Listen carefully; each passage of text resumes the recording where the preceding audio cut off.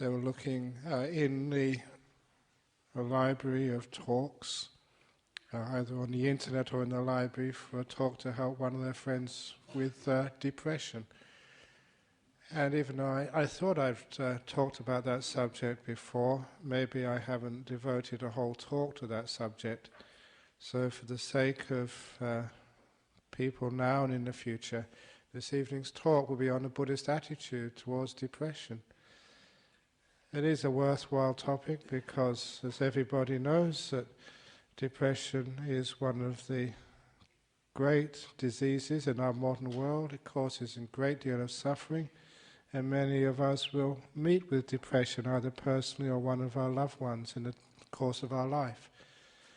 And it's also well known that the Buddhist attitudes are very effective in countering the problems of depression. You only need to mention that our former Premier, Jeff Gallup, when he resigned because of depression at the height of his political fame and ability, he actually came to see me, and he credits Buddhist teachings and Eastern philosophy as getting him through his depression. And so that we do have the goods. So what are those goods which actually heal and help with people's depression? Well, first of all, because I've given talks on depression before, or at least mentioned it, a psychiatrist did pull me out to say, and I'm going to mention this at the very beginning of this talk, that there are severe forms of depression. I'm talking about very clinical bad cases of depression, which should be treated by a qualified doctor first of all. The sorts of depression which I'm talking about this evening are those ones which are not so severe as to totally incapacitate you. However, the other types of depression, which one still has mostly one's mental faculties, one can get out and about, but one still has this deep sense of greyness to one's life called depression.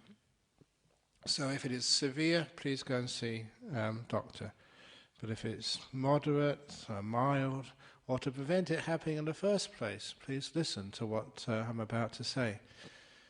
And contemplating this before I came in here, I could sort of see like three major causes of depression in our world. And first, and especially in our modern world, it does seem that depression is a modern sickness. It didn't seem to have so much incidence in the past. And I think one of the reasons is because the inherent negativity and fault-finding in our society. So that's one of the first things I'm going to talk about, to how to counteract negativity and fault-finding. And secondly, it is a direct consequence of the amount of craving and desires we have in our modern world. We tend to think we need so much more, both materially and socially, than maybe in the past. We've lost the sense of respecting simplicity. And lastly, and more profoundly, just because of some of the nature of existence can be very depressing. And there's this last particular aspect which very easily responds to what you just did a few minutes ago, meditation. So there's the three parts of this talk. The negativity and fault-finding, the overindulgence in cravings, and also something more profound about the nature of life itself. But the first one is the first part which I often talk about, and Buddhists often help with saying that a lot of the problem with depression is because of an inherent negativity and fault-finding which is in our modern society. You look at your life, that when you are at school, people are always judging you, and often negatively. Not everyone can come top of the class, not everybody can sort of get one of these medals, and everybody else tends to think they are a loser. Not everyone can find a nice relationship with the boy or the girl that they love, and so even at that time when you're searching for a partner in life, it's just so hard to get what you think is the perfect partner. And again, people in relationships think they're losers. And in life, you try to get a job, you're trying to do well in your career, you're trying to get on in the world, and people are pushing you, and sometimes they ask you, you're 40, 50 years of age, what are you doing? You're sort of, you're serving burgers in McDonald's, is that all you're doing? You're a failure, you're a loser. Isn't it the case that people are just so critical and want to put you down, even though you may be able to serve the best veggie burgers in the whole of the McDonald's chains of restaurants? But what does that mean? It means that there's so much negativity in our worlds, always people pointing out the faults and pointing out your faults. And what happens when you get married or you have a nice relationship for the first couple of years? Yeah, people love each other, then they start pointing out the faults. It's one of those great stories that the person who got married, and he used to say, as the father-in-law took the daughter-in-law, no, his father-in-law took his new son-in-law aside. So you probably love my daughter very much. Yes, I've just married her. She's beautiful, she's charming, she's wonderful. Even the way she puts her finger in her ear to get the wax out is charming. He said that's what it's like when you get married. Everything you do is just lovable. And the father-in-law said, but in 1 or 2 years' time, you'll start to see the faults and defects in my daughter. But please, son-in-law, always remember this. Always remember, if my daughter did not have those faults to begin with, she would have married someone much better than you. And that's actually a very profound thing he's saying there, because, look, how can you expect to get a perfect partner when you're not perfect? So isn't it the case, because we're so fault-finding, that's one of the reasons why relationships have a difficult road, why it's so tough to keep a partner, because we're always finding faults with them, and they're finding faults with you. You know what that does? That sucks. That takes all the happiness and joy out of the marriage. So where is all this negativity and fault-finding coming from? It's actually almost, it's brainwashed into us since we're very young. At school, in the playground, going out together. We're just so fault-finding, to the point that people start to believe all that negative input to their brain. I'm not beautiful enough, I'm not charming enough, I'm not intelligent enough, I'm not this enough, until eventually we believe it. And of course that's a huge amount of depression which comes up, because we are not good enough. I still remember this when I first came to Perth, the very first year. This 13-year-old girl came to see me. Her father organised a meeting. She wanted counselling. She'd been to all the other psychologists, psychiatrists or whatever in Perth, and this was the last resort to go and see a Buddhist monk. They must have been desperate in those days to come and see a Buddhist monk, because we didn't have much of a reputation. And I asked her, what's your problem? And she took a long time to get it out of her, because when people really feel they have a big problem and they just don't want to share it with you, especially a 13 or 14-year-old young girl. And eventually I got it out of her. She said, looking down at the floor, feeling so embarrassed, she said, my nose is too big. Now, you girls, you know that. You know where she's coming from. That to her, every time she looked in the mirror, she saw her nose and it was too big. And I tried to use like a scientific approach to her problem. I mentally measured her nose, and I've seen many noses in my life, and I measured it in my mind, and I told her, lady, that your nose is pretty average. It's not the most beautiful nose, it's certainly not the most ugly nose, it's just the nose, it's average, okay, but she wouldn't accept that. For her, it was the biggest problem, because it was right in front of her face. I didn't actually help her. But she helped me to understand sort of the negativity of fault-finding. You can see a nose and you exaggerate it simply because you're looking for faults. It is that nature of our human mind, when it hasn't been properly trained, to always see what's wrong in things rather than what is right. And that attitude causes a lot of depression.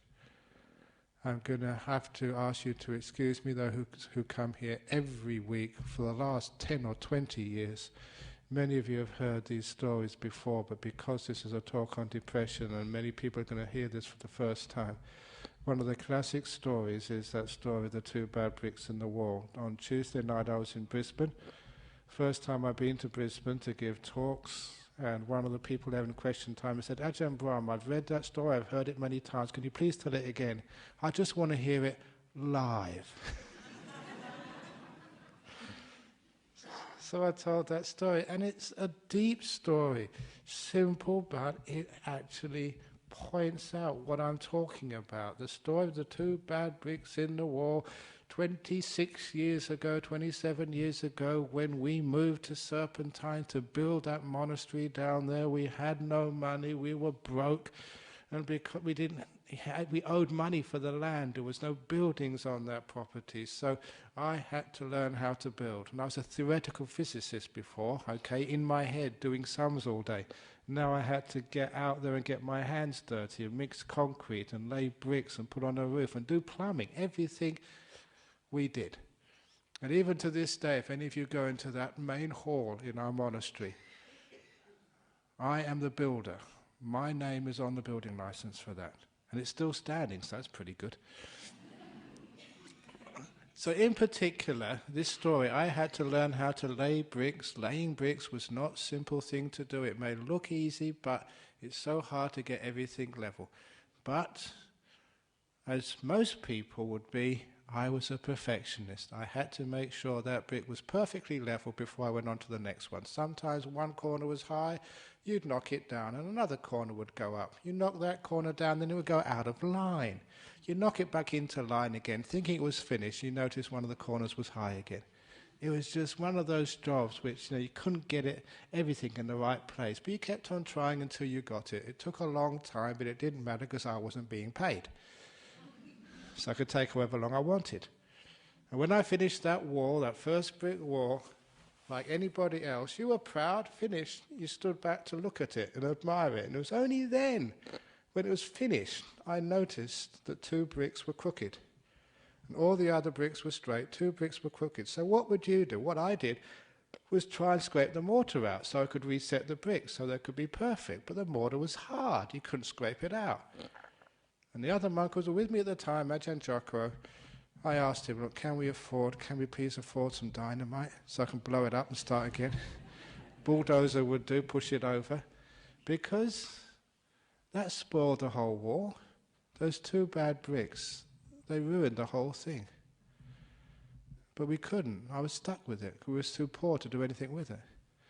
So for 3 months, every time I went past that wall, I saw my mistakes. And I felt so sad. I'd stuffed up. And the worst thing about stuffing up when you're building, everybody could see it. You can't hide it. It's a big wall out there in the open. So, every time there was a visitor, I would actually volunteer to take them around, so I could take them somewhere else so they wouldn't see my mistakes. At night time, I'd have nightmares about that wall. I'd dream of it. Because I'd really made a big mistake and everybody could see it. And it was 3 months, roughly, I'm not quite sure, it's a long time ago now, about 3 months, somebody else was with me and they saw that wall and they said, that's a beautiful wall. And I just couldn't believe what I heard, because for 3 months I'd been suffering so much with that wall. And they said, it's a beautiful wall. My first reaction was to ask them, are you visually impaired? Are you blind? Did you leave your glasses in the car?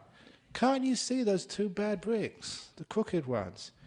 And what they said next just changed much of the way I look at life and stopped a lot of inherent depression in myself.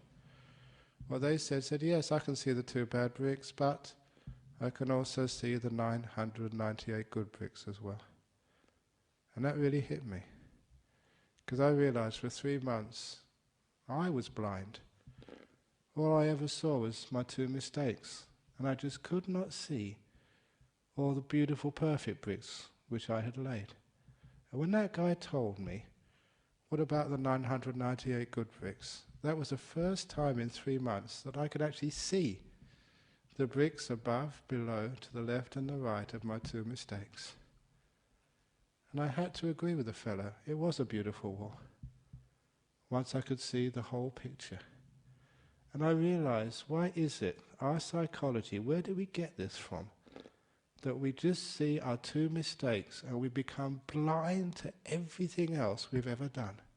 Right? Every other part of that relationship, that life, that project, we just see one or two mistakes, and that totally obsesses us to the point where I wanted to destroy that wall. I wanted to blow it up. Now can you understand what depression comes from? A lot of times, mistakes happen in life, tragedies occur, a loved one dies, you get cancer, you lose your job, lose everything in the stock market. One day you're Prime Minister, next day you're not.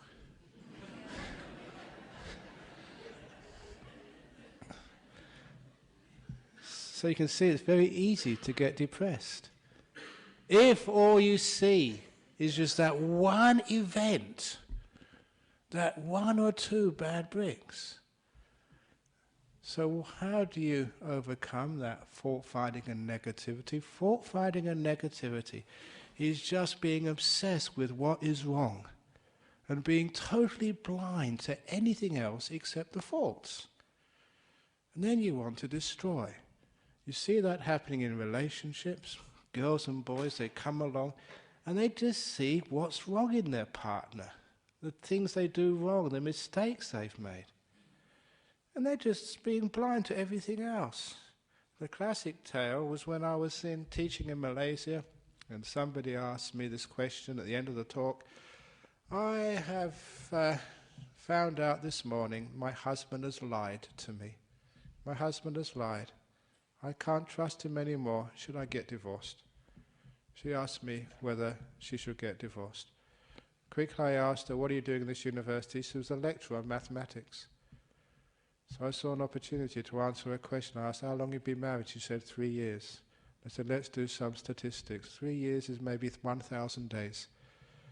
And let's say, for the sake of this argument, let's assume that on average throughout your 3 years of marriage, your husband has said maybe 20 things to you every day, on average, which could be right, which could be wrong. So he said 20,000 statements to you since you've been married, and now he's lied for the first time. According to probability theory, on his past record, the next time he opens his mouth, there is a 20,000 to 1 chance he's telling the truth. What do you mean you can't trust him? Isn't that pretty good odds? 20,000 to 1? If every time a politician opened their mouth, a 20,000 to 1 chance they're telling the truth, I'd vote for them, wouldn't you? They'd be trustworthy. But you can see what we pointed out there. Why is it that one lie, a real lie, they lied, why is that given so much prominence and everything else is totally forgotten, ignored? This is the stupidity of our human being, which is just so fault-finding and negative. It hasn't got a balanced perspective on life. That lady wanted to destroy her marriage. Once I told her that story, they stayed together. It's the same with you. You make one mistake. Life makes one mistake. If you make one mistake, is that worth killing yourself for? You know, a lot of suicides happen because of, see just 2 bad bricks in the wall, you want to kill yourself. You can't see the 998 good bricks. That story tells you what's going on. And anyway, I can't resist adding the beautiful ending to that story of the 2 bad bricks. Once when I was teaching in a Cancer Support Association over in Cottesloe, they're still over there, teaching that story, because sometimes going through chemotherapy and radiation therapy can really cause a lot of depression. So I told that, and yeah, you got cancer, but there's many other things happening in your life. Look at all the parts of the body which haven't got cancer. There's 2 bad bricks there, 2 bad tumours. What about the other parts which are beautiful, which are healthy? Look at that. It actually takes away a lot of fear. And anyway, when I told that, one of these builders came up afterwards and he said, Ajahn Brahm, please don't be upset you made 2 mistakes when you're laying bricks. Professional builders do the same, he said. But then he said, I'll tell you a secret. And I've told this secret to millions of people. Internationally. He said, don't tell me your secrets, they'll be on YouTube next day. He said, sort of in the building industry where we make a mistake like that, we call it a feature. We call it a feature and we charge our clients an extra few $1,000s for it. So those of you who got features in your house, it probably started off as mistakes. And I love that because This actually takes what we'd normally be negative about and realizing that that's a feature of your partner and of yourself. That's what makes them lovable. If they were so perfect, they'd just be impossible to love. There'd be no real meaning to that love. So it's their imperfection, their features. If you look upon it as a feature, it makes loving them more valuable. So that's the first story of overcoming depression, by realizing that you're just seeing two bad bricks in the wall. You need someone to point out what else is happening in your life, in your body, in your relationship. And you realize you see the big picture and it's not so negative anymore. Even just the other thing about negativity, which is one of the stories which I tell more often than probably any other story, and that is just why people, they look upon their past and they get so negative about something which happened to you. You know, you might get depressed because you got pinged by the police today for speeding. You might get depressed because, you know, you've lost your job today.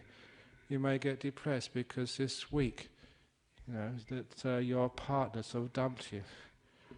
And why is it people get depressed like that? I'll tell you why. The two chicken farmers story, my favourite story.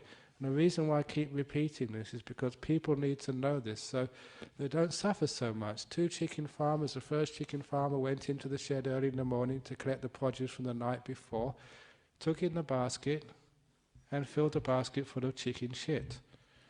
And he left the eggs in the shed to rot. He brought the shit back into the house. He stunk the whole house out. He was a very dumb chicken farmer. There's a meaning to this story, so stay with me. Second chicken farmer went into the shed with a basket and he put eggs in the basket. He left the shit in the shed because it will become valuable fertilizer later on, but you don't bring it into the house with you. You bring the eggs back into the house so he could make an omelette for his family and sell the rest of the eggs in the market for cash. That's a smart chicken farmer. That's what you're supposed to do. And the moral of that story, and this was told by Ajahn Brahm, he said, when you collect the produce of your past and bring it into your present, what do you bring with you? When you collect what's done today or this week, what do you bring home with you? Are you shit collectors or egg collectors? And you know what you are. You're all shit collectors mostly. We're negative. When things happen to you, got pinged by the police, that's what you tell your partner. Oh, terrible day at work, this happened and that happened. You have a relationship, what do you remember about what happened in your relationship? The time your partner just let you down, the time your friend just stood you up, the time they didn't ring, the time they forgot. Isn't that just collecting the faults of life? Collecting the shit? And that particular simile meant, look, what went wrong in life, leave that alone. Let that rot in the past. All the mistakes, all the tragedies, all the things which went wrong. Why do we carry that around into our present? Now, this is radical for many people, even when people like you suffer the death of a loved one. It might be your daughter, your son. Why do you put that in your basket and carry that around day after day, month after month, year after year? Why is it that people just can't let grief go? They're shit collectors. Now this is part of your personality, and you need someone to really give you a kick up the backside, and that's why I mentioned the shit, to really make this a hard teaching. You need to hear this to realize this is what I'm doing. So why not just let that rot in the past, the pain, the difficulties, the disappointments, and instead carry the happy moments you've had? I mentioned that in the story about my father when he died. Instead of remembering his death, I called his life like a concert. At the end of a concert, I never cried. I never felt sad when the concert was over, because I remembered the concert, not the ending. In the same way that when a loved one has died and no longer there for you, why do you remember what's been taken away? Why can't you remember what you've had, all those wonderful years you've had together with your beautiful wife, with your great father, with this child who's actually come into your life for 6 weeks, and you've been able to love them, they've met you, they've come, they've visited you. Why not remember that instead of the tragedy of their death? Why don't collect the eggs and keep the eggs rather than the dung and the poo? Now when you see what you're doing, now you can understand why people do get depressed. Because they tend to incline towards the false, towards the negative, and they collect that. And look, if you collect too much shit, anyone would get depressed. And when people think, life sucks, life is terrible, life is awful, look what's happened to me. And all you're seeing is a part of your life. You're seeing the 2 bad bricks of your past, and that's what you're carrying into your present, into your future. Instead of seeing all the other 998 good bricks of your past. And if you look with a fair mind, an open mind, you'll find that just about everybody in this world, hardly any exceptions to this, there's 998 good bricks to every 2 bad bricks. The beautiful, happy, successful moments of your life far outweigh the faults and problems, things which go wrong. The problem is, though, we just take the good stuff for granted. We don't collect it, we don't cherish it. Instead, we just cherish what goes wrong and the faults. This is our nature. We have to change that nature if we can overcome the depression. So please don't you be a shit collector. Just make a determination. I'm going to leave that in the past. You can do this. And for anybody who keeps telling me, no, you've got to learn from the mistakes of the past, no, that does not work. Ask any professional psychologist. You learn much more from the successes of the past, not the mistakes. Look, example, your relationship, your marriage. If you keep remembering what went wrong in your relationship, you know you're on the way to divorce, separation. Because what you do, you sort of start blaming and try, your fault, no, it's your fault. You just make it worse. But what happens if you let those faults go and you remember all the beautiful times when the relationship was a wonderful time, the great moments you had together?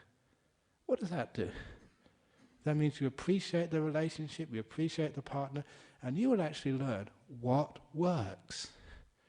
And you will repeat what works. If you had a nice time together, decided just to go off to Broome or somewhere just for the weekend, had a great time, if you remember that, you do it again. You learn from successes much more than you'll ever learn from mistakes. And also you avoid this terrible trap of depression. However, there is painful times in life. There is times when the person has just died, you have lost your job, you are sick, you've just been told that you've got your biopsy results have come through and you have got a cancer. But there's another of the great stories which Buddhism helps with, the great story of the Emperor's Ring. This too will pass. And that just solves so many depressions because you can allow it to go, you don't keep it. That particular story, the Emperor's Ring, there was a young man who became an emperor, and every time his kingdom was going well, he would hold parties and celebrations. Every time the things were going bad in his kingdom, economy down, sort of credit crunch, people just upset at his tax reforms or whatever. Every time things were going difficult for him, he'd just stay in his room and get angry and depressed. He'd sulk. And eventually his advisors had to try and teach him what to do. And these people in power, you can't actually tell them directly, because once you get into power you get arrogant. You have to actually use psychology to teach people a lesson, especially like an emperor. So the ministers were wise enough to know how they could help the emperor without telling him directly what he was doing wrong. They presented him with a ring, a gold ring, which was very simple except for the words which were engraved on the outside. This too will pass. And I've told this story for many years, and actually one of you, I don't know if you're here this evening, they actually came up and they actually went to the jeweller and they got a ring like that, and they actually did engrave those words around their ring so they could remember it too. The Emperor's Ring, they exist in Perth. At least one person has one. And they gave this ring to the emperor to wear at all occasions. So when things were going wrong, he'd look at that ring, this too will pass. And just knowing it will pass, reminding yourself of that obvious truth, means you never get so depressed. And I've told that to many prisoners in jail, especially when they first go into jail. And that's just so humiliating. It's one of the most humiliating times of a person's life. They're a prisoner, they're in jail. They've been publicly humiliated, they've done a crime, and they're wearing this green and they're treated just like with no human rights, subservient to the prison officers. It's one of the most awful moments in your life. And I just tell them, look, it will pass. 2 years, 5 years, 10 years. The time will come when you walk out of that jail, and the time will come, you look back upon that experience way in the past, it's gone, it's finished. Bear with it, it will pass, and you know it does pass. You know, the radiation therapy, the chemotherapy, it does pass. The sickness, it passes. The grief, the tears, they do pass. You know it's going to pass. So remembering that takes away a lot of the pain, knowing it's not going to last. Now, but the best part of that story is that emperor would look at that ring during the good times and the prosperous times as well. This too will pass. Now, this was a brilliant part of that story. It meant when things were going well, when you have a beautiful relationship with your partner, when you're healthy, things are going well in your life, the economy is prospering, your football team is winning. When that happens, remember, this too will pass. That's not being negative or depressed. What that means is actually when things are going well, you never take them for granted. You've got this beautiful relationship with a great person. You don't take it for granted. You work your butt off to look after that relationship, to cherish it, to care for it. You really work hard to make sure that prosperity lasts as much as it can. Because one of the problems with failure, people take it for granted. They don't put effort or care or love into their relationship. Sometimes that's what happens when people get married. They get that ring on their finger, the wedding ring, and they think, right, that's it now, we've committed. We don't have to work. And you know that's just the start of the work. You always have to work. Never take anything for granted. It will pass, so you keep working hard. And that way, the prosperous times lasted longer than ever, which is another way of overcoming depression. Remember, this too will pass. Simple, but it's just so powerful. The next little story of how to overcome depression, it was, why is it that just whenever we are criticized, we hear it straight away? When we're praised, we just dismiss it, which causes us what we actually eat. You know, what we eat in our mind, what we actually hear. We hear junk food all the time. Depression, depressive stuff, criticism, what the things you do wrong. Praise, which is healthy food for the mind, we just reject it all the time. I think I told the story a couple of weeks ago, or 3 weeks ago, when I got the John Curtin Medal in 2004. I had to give an acceptance speech. When I gave that acceptance speech, I said, and some of you were there at the time, you may remember this, I said, I'm quite surprised I've got this award. I never expected it. And I'm sure there are many other people in our community who work much harder than I do, who deserve it much more than me. And anyway, I couldn't get this without all these other people behind me. People like the committee of the BSW, Buddhist Society, my fellow monks who look after me. All of you, I couldn't have done this by myself. So really, I don't really deserve it, but thank you anyway. And that was the sort of speech which I gave. 1 year later, I thought, well, people come to my medal ceremony, I should go to another person's ceremony. It's like karma, you know, what you get, you should give. So I went to the next year's ceremony when it was Professor Jofi. He was the head hematologist at Sir Charles Gardner Hospital. And the reason why he got the John Curtin Medal for that year was that he had seen that being a hematologist, that people who are going into Charlie Gardner's hospital for chemotherapy, radiation therapy, were getting top-class treatment, but they were walking out of that hospital without any care. So what he told us was that he decided to kick out a few people from the rooms. And these rooms in a hospital, they're just like gold dust. He used his authority to kick out a few people, and he turned it into the Brown's Alternative Therapy Centre, where you can get Reiki, homeopathy, foot massage, anything weird, you can get it in that place. And sponsored by Brown's Dairy. And when he did this, you know, all of his peers thought you were going crazy, you're going a bit troppo, because all this sort of stuff was not really recognized by mainstream medicine. And here was a big professor, putting his reputation on the line so that anybody who had radiation therapy or chemotherapy could go there afterwards and get some Reiki or get a massage free of charge. And I knew what was happening. I know the way the mind works. I don't care whether Reiki works or homeopathy works or foot massage works or not, but I do know that someone is caring for you. A one-on-one person just pressing your feet with care for half an hour. That works. Just compassion and kindness. Someone actually being with you, looking after you. When you have massage, you're in the moment, you're giving compassion. I said in meditation, that heals. I know that. So I thought, that guy was so sharp and so wise. And of course, he was mentioning that already the research had come through. It was actually making a significant improvement in people's health. It was working. And so when I heard what he did, I thought, my goodness, what a hero.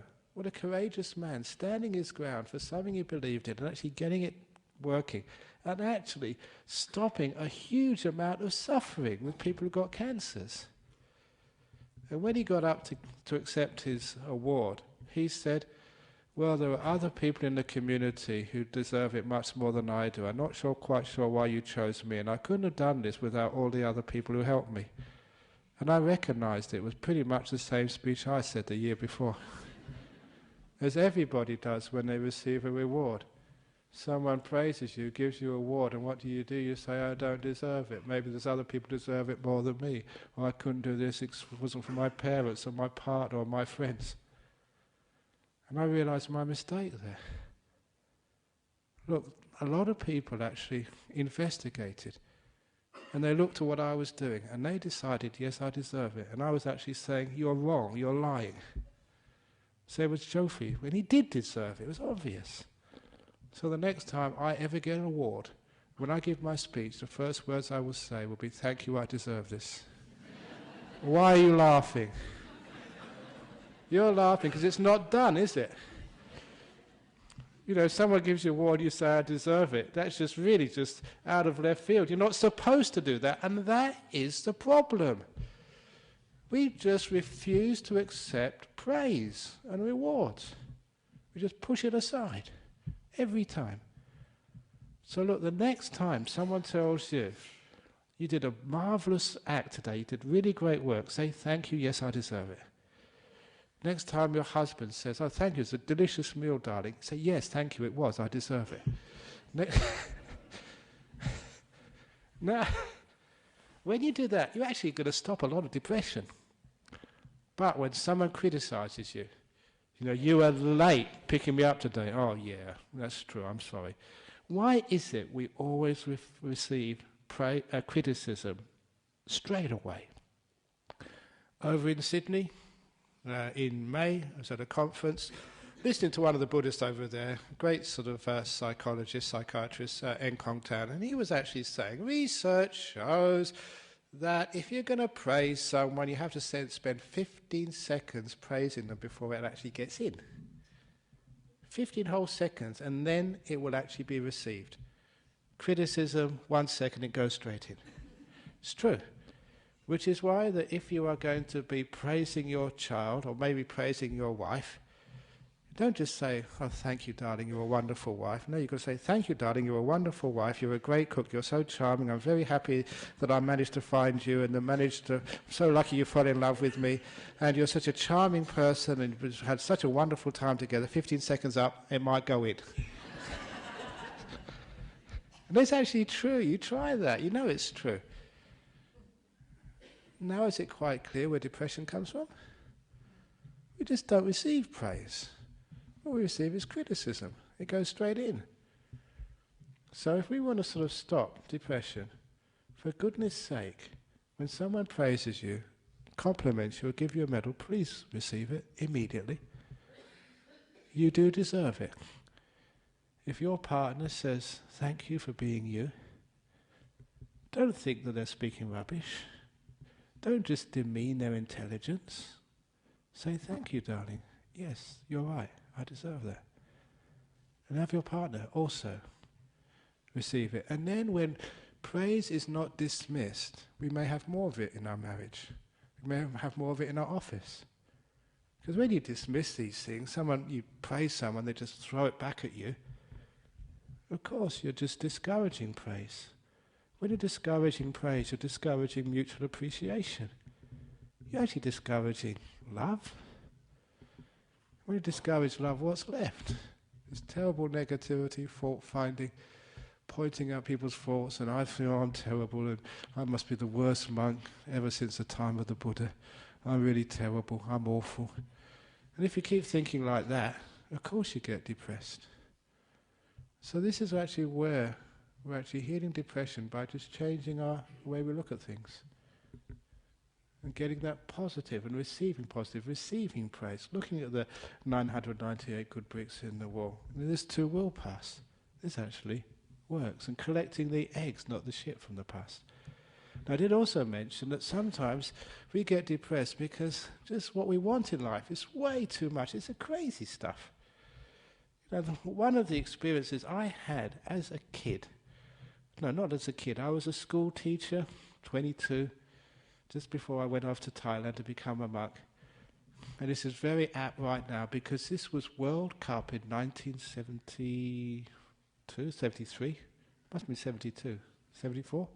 It was World Cup, I don't know. Anyway, around that time, I would never forget this. There was a qualifying match, England versus Poland. Remember, I was English. You're watching it on the TV. England only needed to draw to go through to the finals. And it was a close match. They were winning 1-0. And then the last moment, Poland scored. And England got knocked out. It was a match. It was a good match. Exciting. And I enjoyed it. The next day I went to school. All the kids. There was 900 kids in that school. And all the staff were all looking down at the floor. You know, kids are usually, teenagers, they're usually sometimes naughty in class. This day there was no discipline problems at all.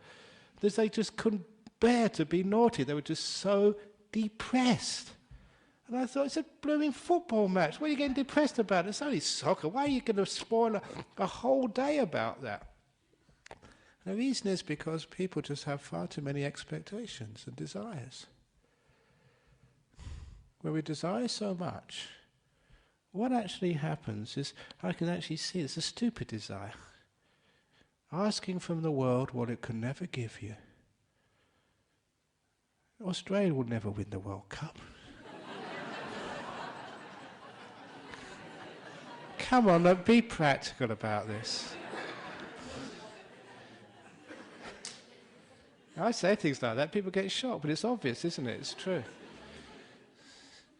So asking from the world what it never gives us. And now what happens when we ask, you're going to die, you're going to get old, you're going to get sick, it's just the nature of this world. Your husband is going to sort of argue with you, your wife is going to sort of drive you crazy sometimes. That's what a marriage is like. So don't ask from a relationship what it can never give you. Because when you ask what life can never give you, what happens next is you get frustrated. And when life, so forth, disappoints you, you know who you blame. You don't really blame your partner. You don't blame your boss. You blame you. People actually think they're a failure because the marriage never worked, because they got sacked from work, because their team never won. You're not even playing on the pitch, but you're a supporter. Why do you take responsibility and feel sad about it? The supporters take blame. They didn't cheer loud enough or whatever, I'm not sure. But it's amazing to see that psychology where we take the blame of failure on ourselves and we get depressed. So actually, once you realize what desire actually does, please don't desire what the world will never give you. Keep your desires, in the parameters of practicality, of possibility, of what you can achieve. What's obvious, within your grasp. Don't reach too far. But when people do reach too far, the other thing which happens, they get this frustration. But because of our society, which is a you can do it society, you're just not wise enough, you're not trying hard enough. Go to an Anthony Robbins seminar. Yes, you can be rich. You can get the person of your dreams. Just put it in your mind. Think about it. Visualize it. And don't give up. Have faith in your dreams and you will reach them. That's so much crap, isn't it?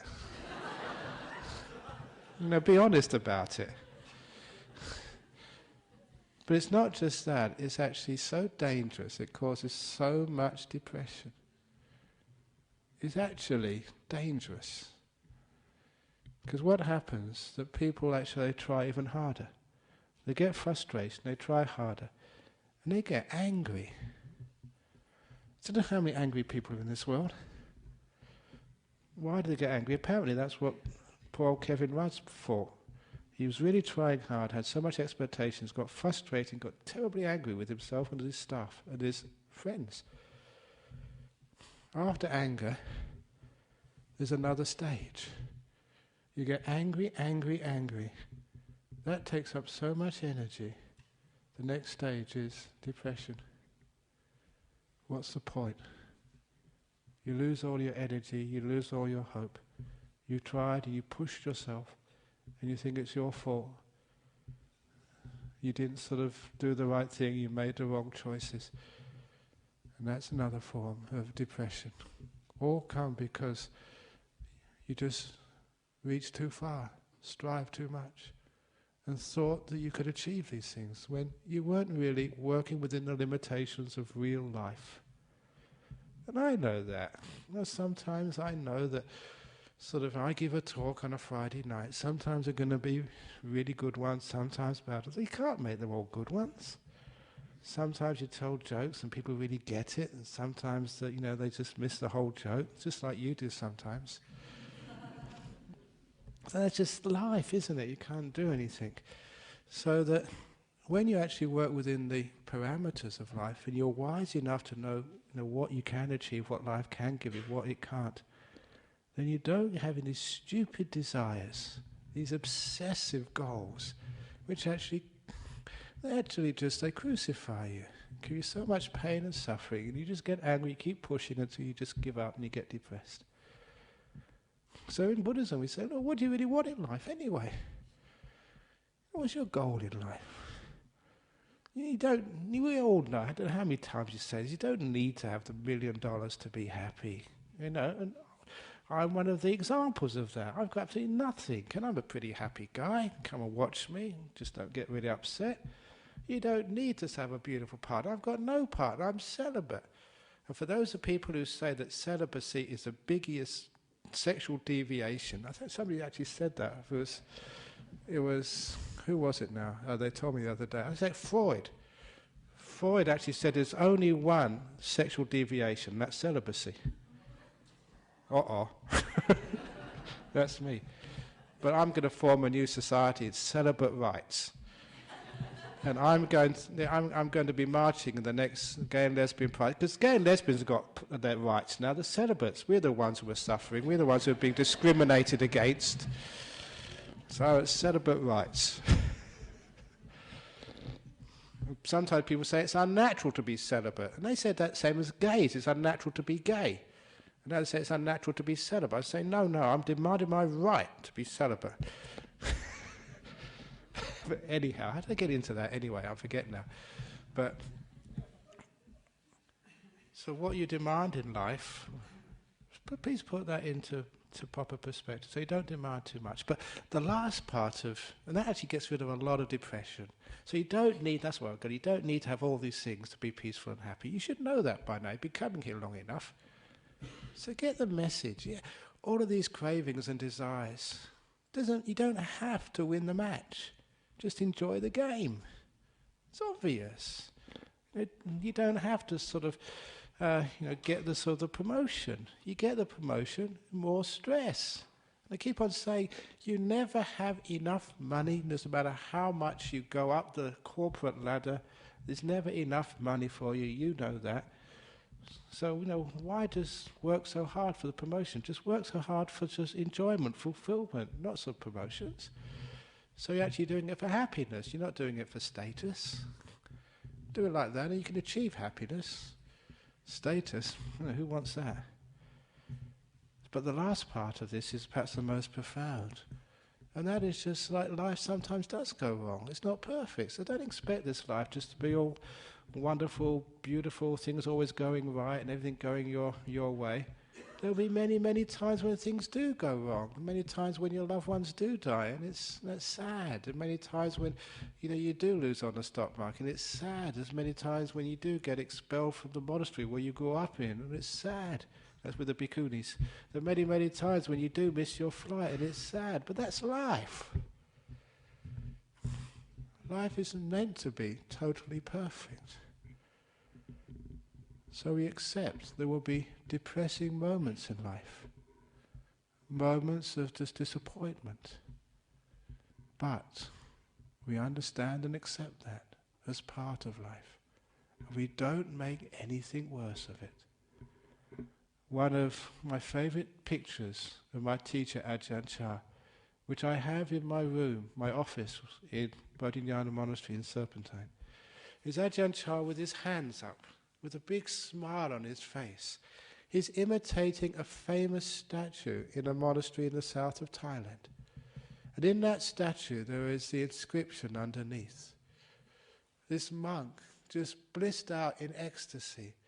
And the inscription says, "Joy at last to know there's no happiness in the world." Oh, and that is just so profound and so helpful too. Joy at last to know there's no happiness in the world, in the sense you're never going to be always happy. There's sometimes you're going to get sad. Joy at last to know there's nothing wrong with you if you get upset. Joy at last to know there's nothing wrong with you if you cry. Joy at last to know you can be you. Oh, what a relief. It's just so hard being somebody else. It's so hard just living up to society's expectations of what you should be and what you should do and how you should speak. And you can't cry and you can't laugh and you can't be in life. So that was actually saying, joy at last to know that you can cry, that you can be happy, that you can smile, that you can slip over, you can make a fool of yourself. Joy at last to know there's no perfect perpetual happiness in this world. Now that is joy. Now that is the real happiness. Now once you understand that, you understand how one of the greatest ways of getting through depression, joy at last, there's no happiness in this world, so you stop trying to be anything different than you are. Which means you make peace with yourself. Which means you let go. Which means you just sit here, not trying to meditate, not trying to get anywhere, just being. That's why this art of meditation is not trying to get somewhere, not trying to be something different than you are, not having this great idea of spiritual experiences and seeing the Buddha in golden light coming towards you and teaching you the meaning of the universe, and so everything is perfect, you're enlightened forever after. All of those sort of fantasies, that's not what meditation is about. We don't meditate to try and get something, to achieve anything. We meditate to let go of things. And in particular, we let go of that craving, of that wanting to be somewhere where we're not. I often say that the root cause of suffering is being here and wanting to be somewhere else. If you want to be somewhere else other than where you are, that's called suffering. And how are you going to overcome that problem? Trying to get somewhere else is endless. You spent all your life going places. Anywhere but being here, being you. The end of suffering is where I am, that's where I want to be. Letting go. So if you can do things like that, where I am, this is where I want to be. You're sitting here in meditation, you get incredibly peaceful. you find that all the cause of this negativity which causes depression, all the cause is just trying to go somewhere, get somewhere, be something. If you let that one go, you'll stay home. However you are, that's who you are. Tired, restless, sleepy, brilliant, stupid. We all go through these stages. This too will pass. Just be who you are. And then you find you have this incredible peace and energy and clarity and brightness. You discover that perhaps the most fundamental cause of depression is the fact that you deprive your mind, your heart, of energy. Because you're so busy doing things, going places, you never enjoy where you are. Another favourite saying of mine, every time, this is money, every time you want more money, you cannot enjoy what you already have. Take away money, every time you want something else, you can't enjoy what you have right now. Because the wanting takes you away. Takes you away from enjoying this moment. Having to work hard, to strive, to push yourself, to suffer. Thinking that, yeah, when I get that thing, then I'll be happy. But all your desires, all your cravings will always be unfaithful to you. They promise you happiness, but as soon as you get them, you want something else. That's what I call unfaithful. Craving is unfaithful. Promises you something, but never delivers, so you want something else. Always moving. Understanding that, you understand that where I am is where I want to be. If I am wanting something, I can't enjoy what I already have. So enjoy what you have. Please enjoy your partner. Please enjoy your little temple. Please enjoy this talk. Please enjoy you. Please enjoy this weather. If you want it to be different, you are suffering. We learned that in our meditation practice, just to leave things alone, to let things be. Once you can do this in meditation, you find you have all the peace and happiness you could ever want. Then you try and do that in life. It just happens. You learn it here, and you practice it out there. This is like a gym, where you learn how to lift weights, run on these machines to get fit. But here you're learning how to let go, how to be, not to fight. And then you find you have all the happiness and peace you ever want in the world. You also find that the energy of your mind, this bare energy, comes from stillness. The more you do, the more you strive, the more you wear your mind out. It's what Ajahn Brahm used to say. Never understood it until you really got into your meditation. If you want to have a powerful body, exercise it. If you want to have a powerful mind, keep it still. Stop doing things. And you do that, and your mind gets more and more energy. Dullness disappears. You get so much energy that depression just cannot sort of exist. Knowing that, the brightness, the brilliance, the energy, the happiness, which always comes with energy. Knowing that, you realize that one of the greatest causes of depression is people's brain has been worked too hard. So you've got no energy left. And what do people do when they get depressed? They try and exert energy, try to force themselves out of the depression, and that gets them spiraling downwards. The more you try, the more you're using up the little amount of energy you do have. So you've got even less. Go down, down, down, down. So one of the great ways of overcoming that depression, let it be. Stop fighting. Make peace with your depression. Open the door of your heart to being depressed. And see what happens. When you stop fighting, energy starts to come back. You've got a natural source of energy. Now you're not wasting it, getting negative about being negative. Leave it alone, let it be. And you'll find energy comes back. Energy brings happiness and clarity. And depression, like a fog, lifts from your heart. This is the deepest way, when you really know how to meditate. But please don't meditate with force. Don't strive, don't struggle. That makes it worse. Let it go. Let it be. It's because that monks and nuns have been meditating for years and know how to do this. We can just let go of things so easily. Which means when life goes wrong, things suck, that's fine, it's just life. Joy at last, know there's no happiness in this world. Woo! When you do things like that, you get peace, you get energy, your mind gets happy. Which means when everybody else is sad and distressed, you will always have a smile on your face. Those are the ways of overcoming depression. They're very powerful, which is why British National Health Service, the research arm, the National Institute for Clinical Health and Excellence, they call it NICE, they whisk out the H, I don't know why, in the acronym.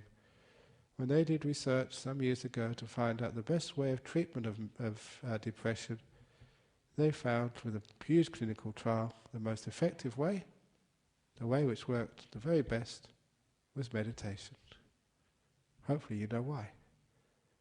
But not meditation which forces, meditation which makes peace, which allows energy to come back. And with that energy, joy and happiness. That's how to overcome meditation. How to overcome depression, not meditation.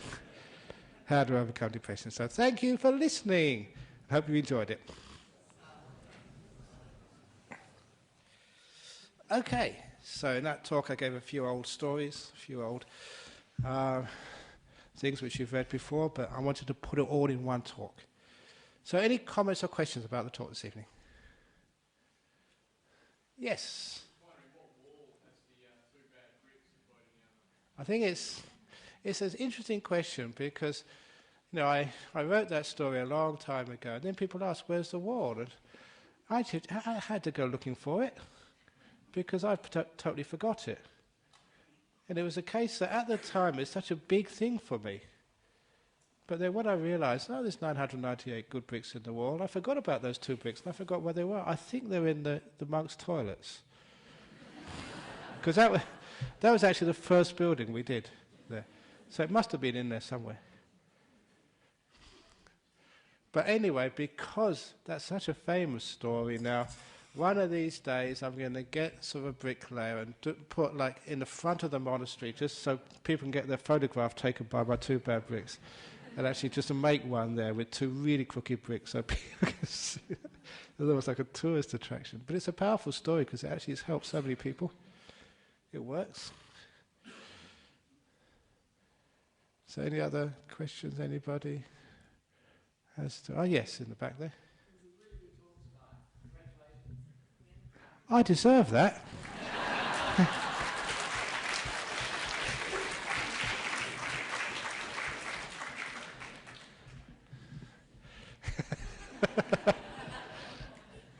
And that was a very nice thing you said.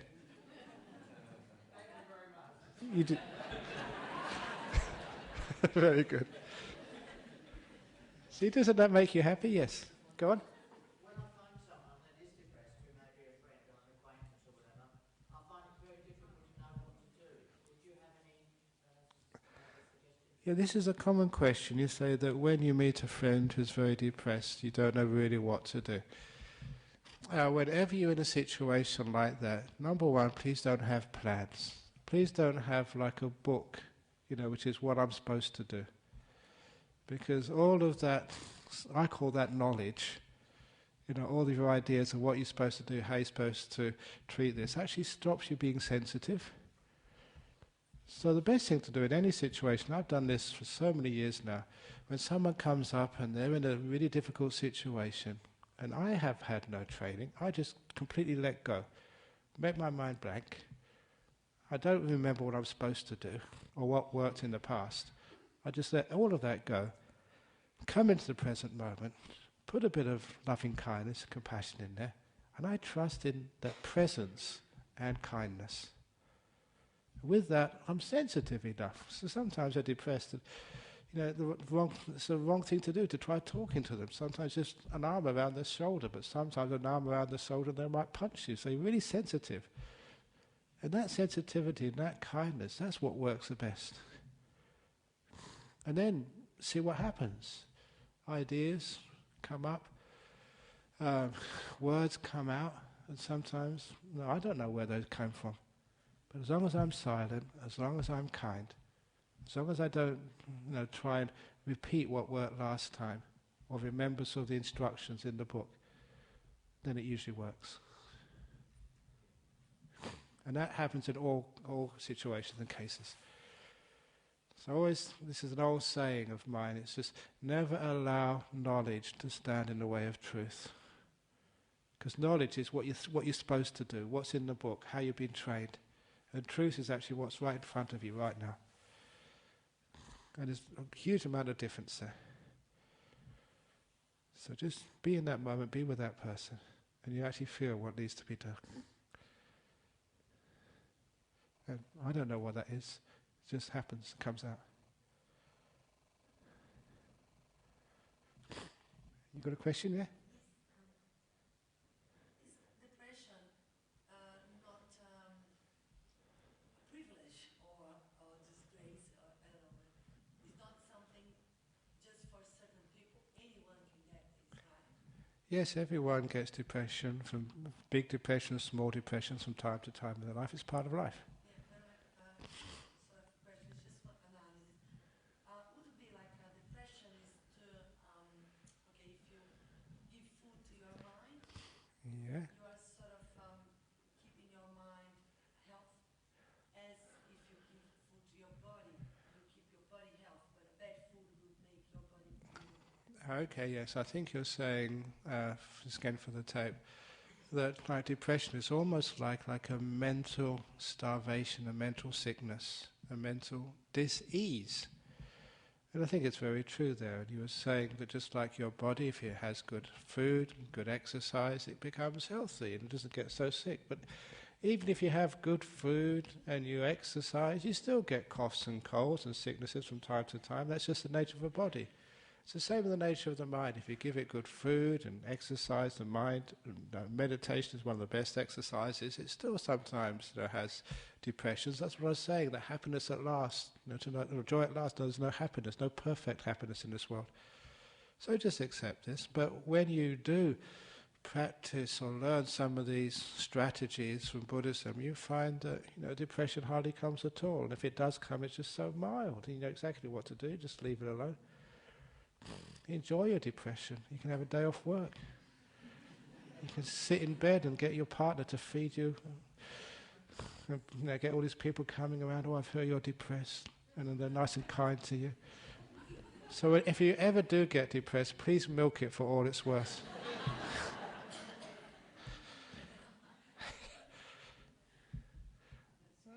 Yeah.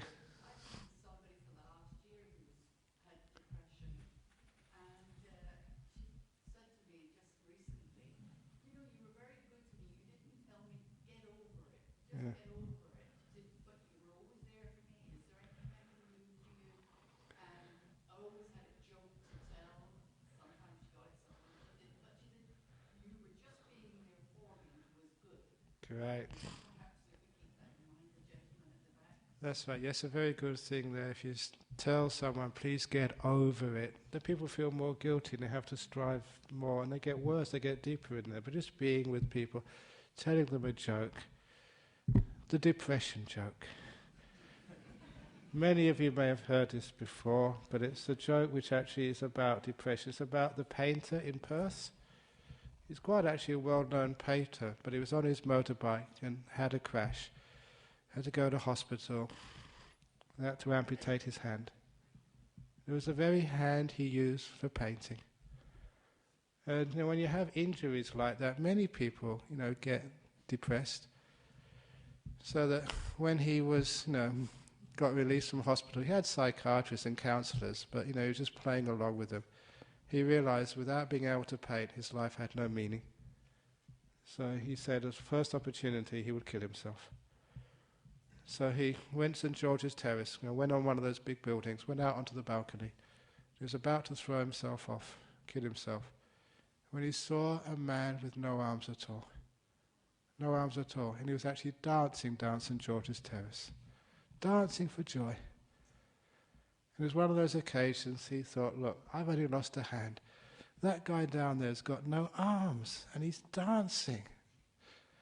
He said, why do I want to kill myself?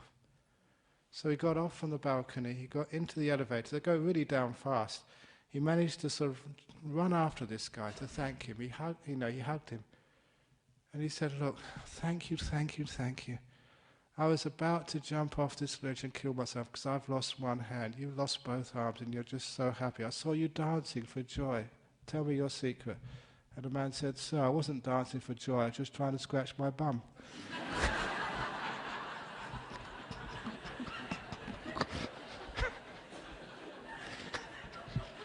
So anyway, if you've got no arms...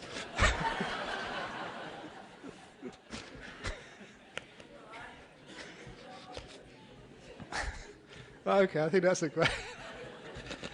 great time to actually end this evening's talk on depression. So you'll all go out with a smile on your face.